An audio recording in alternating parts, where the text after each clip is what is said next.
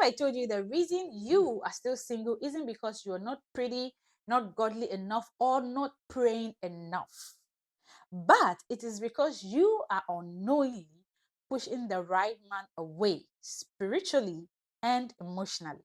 In this video, I'll reveal 7 reasons why Christian women struggle in love and how to fix it fast using timeless biblical truths that attract the right man and not just any man. Stick around because most Christian women never hear this in church, but it could change everything.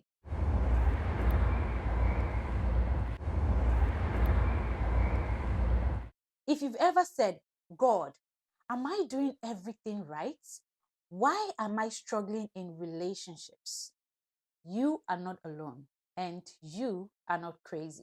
By the end of this video, you will know what is secretly blocking your love life, the surprising biblical mindset that unlocks attraction, how to stop sabotaging and start preparing for a godly relationship. So grab your journal and let's go deep. Let's start with a pain point. Many Christian women feel invincible. You're praying, you're serving, you're living holy, but still overlooked by godly men, and it hurts. Here's why.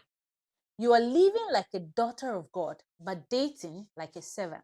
Let's unpack this. John 15:15 says, I no longer call you servant.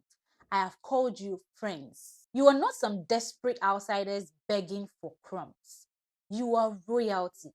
But the struggle begins when you forget your spiritual identity. Many Christian women unconsciously overgive too soon, tolerate confusion in the name of grace, date potential instead of purpose. And you know what? That opens the door to circles of rejection and confusion. Now, let's break down the 7 major reasons Christian women keep hitting the same wall. Stay with me because reason number 7 is the one that shocks most people. The first is spiritual identity crisis. You know you are a Christian, but do you walk in the confidence of a chosen, loved, and pursued daughter of God? Romans 8:15 tells us you received God's Spirit. Now we call him Abba Father. So start dating from identity, not for identity. The second reason is confusing red flags for prayer points. You are not his pastor. You are not a savior. You are not the Holy Spirit. When he is inconsistent, confused, carnal, or emotionally unavailable, that's not your assignment. That is a red flag. To fix that, pray for him from a distance, not in his DMs. The third reason, emotionally rushing, spiritually lagging. You start planning the wedding in your head before it's even confirmed interest. But spiritually, you haven't discerned the fruit.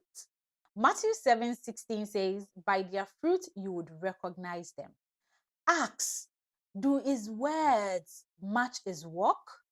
Does his faith produce action? Reason 4, settling for attention, not intention. He compliments you, he tests you, but there's no clear pursuit. Godly men pursue with clarity and vision.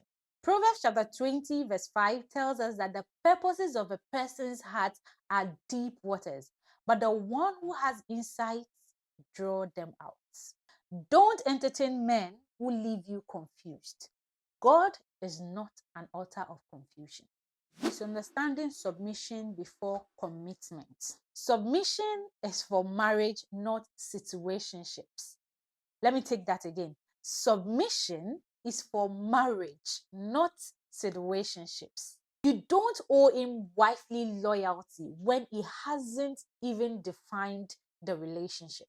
Guard your heart before you give your loyalty. Proverbs 4:23 says, above all else, guard your heart, for everything you do flows from it. Fear of being alone versus faith in God's timing. Fear says, what if no one else comes? Faith says, if it's from God, it won't miss me. Isaiah 60:22 says, when the time is right, I, the Lord, will make it happen. Wait well. Waiting doesn't mean doing nothing, it means becoming whole. The seventh reason, the one that shocks most people, is building a checklist, not a covenant mindset. You want dark, tall, saved, and six-figure. But have you asked God, who am I becoming for the man I'm praying for? Stop obsessing over his traits. Focus on becoming a woman worth pursuing. Let's flip the script. Ever wondered what godly men actually look for in a wife? Surprise! It's not just prayers and Proverbs 31. Godly men desire emotional stability, peace, not drama, respect and trust, purpose alignment, and a woman who knows her worth. Proverbs 18:22 says, he who finds a wife finds a good thing and obtains favor from the Lord. He is looking for a wife, not a fixer-upper project. Become a good thing by being whole in Christ, not waiting to be completed by a man. Some of you are stuck not because of your actions, but because of spiritual blockages, like soul ties from past relationships. That ex you got over emotionally, you may still be tied spiritually. To fix that, you have to break ungodly soul ties through prayer and repentance. Another spiritual blockage is unforgiveness from past hurts.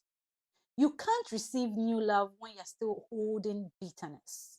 In Ephesians 4 from verse 31 to 32, we learn that we should let all bitterness be put away and forgive one another. Forgive before you are ready. Forgiveness frees you more than them. The third spiritual blockage I'm going to talk about is idolatry of marriage. You want a godly man more than you want God himself.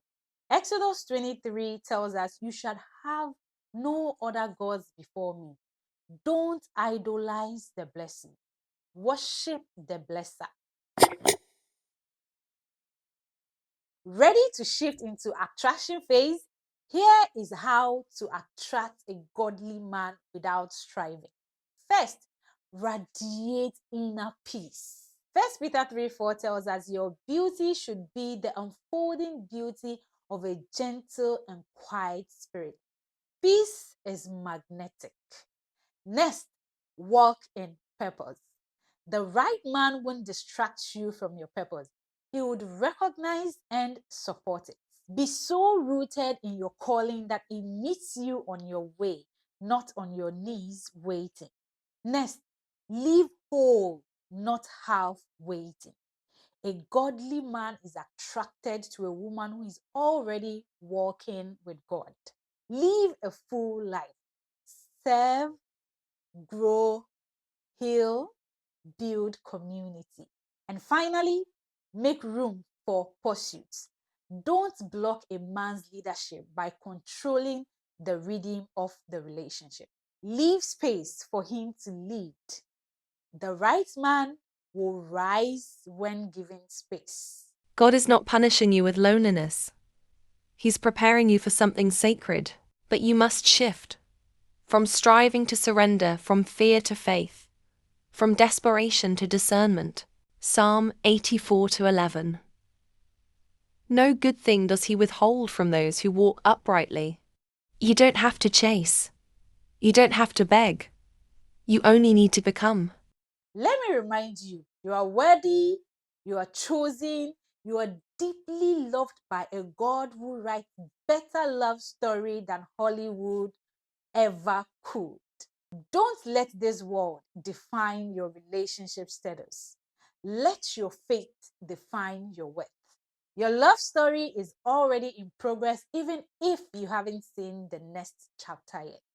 If this video blessed you, comment "I'm becoming God's best" below. Let's build a sisterhood of women preparing in faith, not fear. Subscribe for more real biblical advice on relationships, healing, and purpose. And don't forget to check out my other videos. Before I let you go, let me share the word of God with you in Isaiah chapter 30, verse 18. The ESV says, "Therefore the Lord waits to be gracious to you, and therefore he exalts himself to show mercy to you. For the Lord is a God of justice. Blessed are all those who wait for him." This verse is prophetic and healing. It captures God's intentionality in love, the importance of waiting not passively but with trust, and the reward that comes to women who align with his timing and not societal pressure. See you in the next video. God bless you.